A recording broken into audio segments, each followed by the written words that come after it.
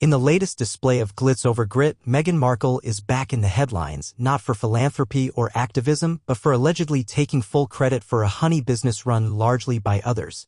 Her recent social media spotlight on her honey supposedly harvested at her Montecito estate is drawing fire from insiders who claim the Duchess has little to do with the beekeeping beyond posing for the camera. In reality, it's a skilled, anonymous beekeeper operating from a modest white truck who's been managing the hard labor behind the scenes while Meghan basks in the sweet rewards. Let's be clear, beekeeping is no light affair. It's a precise, labor-intensive, and often dangerous job requiring deep expertise. From managing hive health, monitoring for diseases like colony collapse disorder, to braving swarms of bees during extraction, it is hardly something done between Zoom calls and Hollywood meetings. Yet, in a recent interview and series of carefully curated Instagram posts, Meghan seemed eager to paint herself as the grounded Duchess turned homesteader, extracting honey with her own hands and finding peace in the process. She even flaunted jars of Montecito honey branded under an aesthetic that screams authenticity, but beneath the golden glow lies a calculated public relations move, not a genuine labor of love. The beekeeper, who has remained unnamed due to NDAs reportedly tied to Meghan's estate management team, has been spotted regularly entering and exiting the property in a plain white truck filled with beekeeping equipment. Locals in Santa Barbara have long whispered that the hives were set up and maintained by this professional, not the Duchess herself. Drone footage from late 2024 even shows this individual tending to hives for hours while Meghan was seen on the same day attending a Hollywood networking event. So much for down-to-earth Duchess. This isn't the first time Meghan has been accused of leveraging imagery for narrative control. From her children's book to her Spotify podcast, both of which involved ghostwriters and behind-the-scenes production teams, there's a consistent pattern: brand something as personally crafted, then outsource the hard work. The honey operation fits squarely within this pattern. A former staffer under condition of anonymity revealed that Meghan wanted a project that made her seem relatable, eco-conscious, nurturing, natural. Honey was the perfect aesthetic product. But instead of rolling up her sleeves, Meghan allegedly left the gritty work to a hired expert while she curated the perfect narrative for her fans. What's perhaps most infuriating is the commercialization of authenticity.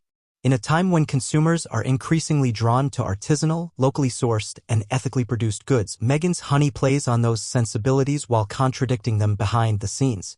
Sources familiar with the estate say that the honey production is scaled for limited batches, which allows it to be sold at boutique prices despite Meghan not investing the kind of time, labor, or passion that typically justifies such pricing.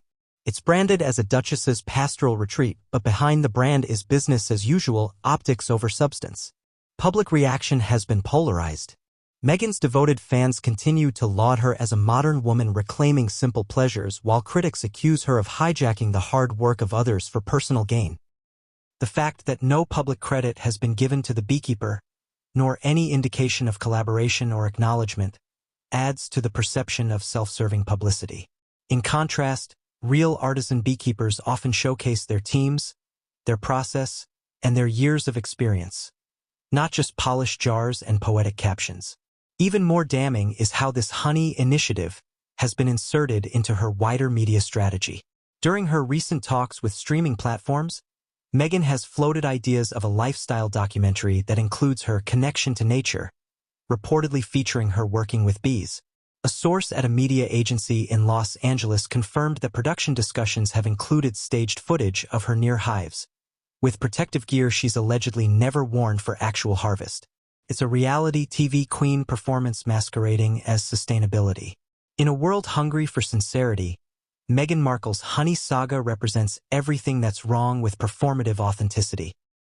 The beekeeper in the white truck, quietly doing the hard work, skilled and uncredited, is the real star of this story.